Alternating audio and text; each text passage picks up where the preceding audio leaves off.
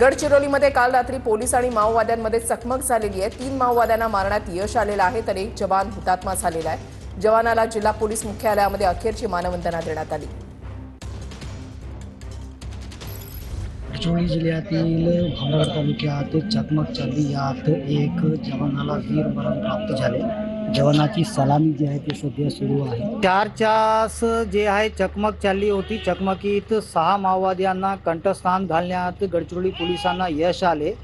3 माओवाद्यांचे शव जे आहे ते पोलिसांनी बरामद केलेले आहे आणि शहीद झालेल्या जवानाला अखेरची मानवंदना जे आहे ते पोलीस विभागाचे वरिष्ठ अधिकारी, नागपूर कमिशनर असतील किंवा DIG असतील किंवा गडचिरोली पोलीस अधीक्षक, CRPF कमांडंट हे अखेरची मानवंदना देत आहेत। आणि सध्या गडचिरोली जिल्ह्यात एक दुर्दैवी घटना म्हणावी लागेल, कारण की चकमकीत एक जवानाने आपले प्राण गमावले। दरम्यान सोहेल पठाण सोबत मी इरफान, TV9 गडचिरोली।